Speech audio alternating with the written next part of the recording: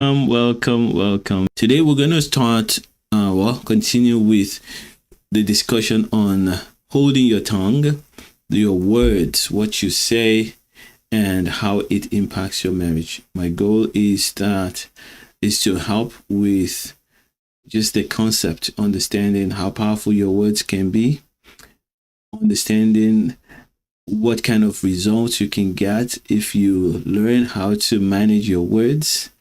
And towards the end, we will begin to talk about how to start to change the words that you have. Of course, that starts with your heart, how to change your thoughts. If you're meeting me for the very first time, it's Ade Banjo, and I am a pastor and unconditional love coach. I help men hit their goals in marriage. If you are a man there, you're doing well in business, you're doing well in different areas of your life, but you are struggling in your marriage, I help you do that. Now, I help women too, but I've focused a lot on men more because over the years I've discovered that when I help a man, it affects the woman faster. So we are talking about how to hold your tongue, and it's key to learn how to not stumble in words. It's difficult. It's almost impossible.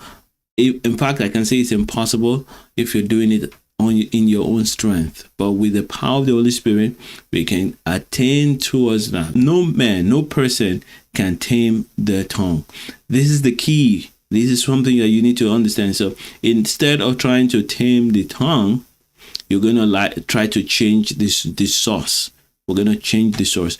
And the real reason why we speak the things we speak is because of the things we think. This is where the problem comes from. It's from thinking. When you change the way you think, you will discover that the things that pop out of your mouth are more like the new things that you're thinking. So if you want to change the way you speak, the first thing you need to look at is the way you think. Yesterday, I talked about the love experiment, what I've been doing with my clients and those who are members of my gold membership. And by the way, if you want to join the gold membership, you can just go to adesobanjo.com/gold. It's not always open. So if it's not open, right now it's not open, but you can join the waiting list or join a group that meets once a month, so that once it's open, you can join. All right. So in that group, what I do with everyone that comes in, I try to encourage them to do the love experiment. And the love experiment says no complaining for 1 week. Don't complain about anything to your husband or your wife for 1 week. No correcting. Don't correct them for 1 week. And I've just added, don't defend yourself for 1 week. Even if they attack you, they blame you, just bear it for 1 week. Hold your tongue. And instead of complaining, whenever you see them do something that you appreciate, say, thank you. I really appreciate that. It really made me feel however it made you feel. And when they say words that hurt you or do things that hurt you, just say, ouch. What we're doing is refraining from using your words a lot, to holding your words, holding your tongue for 1 week, because 1 week you can try, but then when we want to go for the rest of your lifetime, you really need to have a better solution. This is not a way to solve the problems in your marriage. It's just a way to determine how bad things are and to give you hope that when we tweak things, you can have a relatively safer space to work on your marriage. But I want to go beyond that from where we stopped yesterday to explain more things that can help you, determine why you should hold your tongue. I want to talk more about that. Why should you even do this work? Why should you even try not to speak carelessly? Ephesians chapter 4 verse 29. And the reason why the Lord is inspired the Apostle Paul to share this is so that you will recognize how God wants us to operate. We're operating like Christ in love. This is what love does. Love doesn't use bad language. Love doesn't curse. That's why the scripture is saying that in James we're reading that the words that come out of your mouth ought not to be the same that you use to praise God. Use it to curse the creation of God. God created the people around you, especially your spouse. God created them. As a person, these scriptures, they help me a lot. They help me a lot because I know what is the standard, what God wants from me. So regardless of what my wife does or what she doesn't do, I don't give myself any excuse to be comfortable saying these words. They are not right and they will never be right, regardless of what my spouse has done or not done. So this really helped me. Because I'm able then to tap into God's strength and say, Lord, I receive strength, I receive grace to operate like you have designed me to operate. I release myself and I remove myself from trying to be anyone, but I'm going to let your spirit be who you want me to be. Be transformed into the image of our Lord Jesus Christ. And that made a big difference in my life. And that's why I'm reading out these scriptures to you, so that you would have faith to trust that the Lord wants to do this in you. Proverbs chapter 18 verse 21. Proverbs chapter 18 verse 21. Death and life are in the power of the tongue, and those who love it will eat its fruit.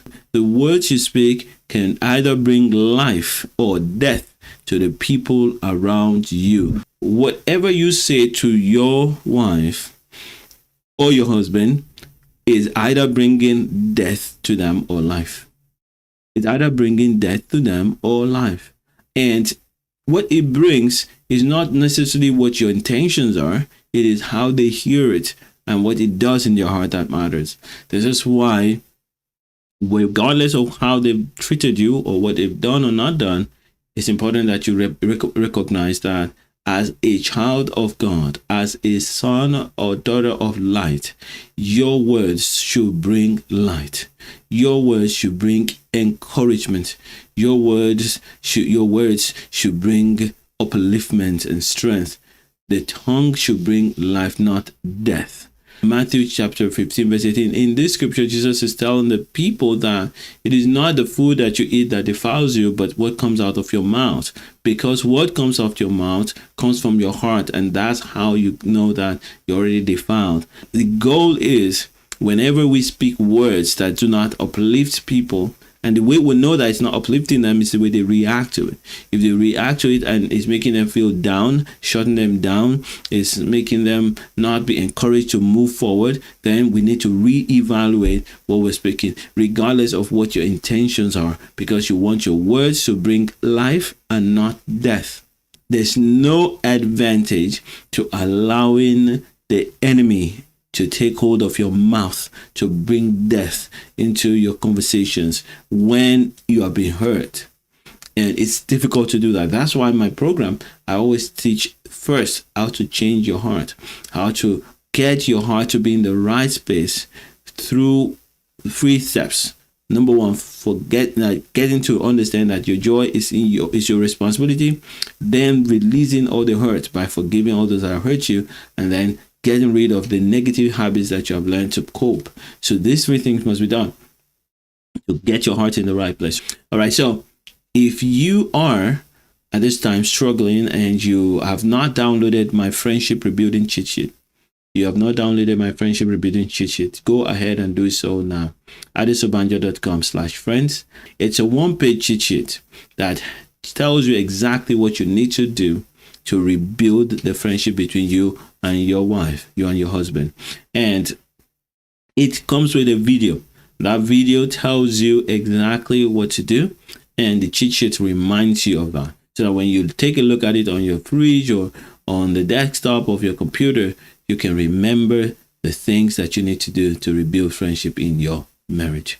All right, so if this has blessed you and you watched to this point, then I know that you're blessed. Don't forget to subscribe to the channel so you know whenever I go live, and share this with friends. Anyone who you know will be blessed by this. All right, so may Lord bless you, keep you, and until we meet again, continue to love like Jesus and make mega impact.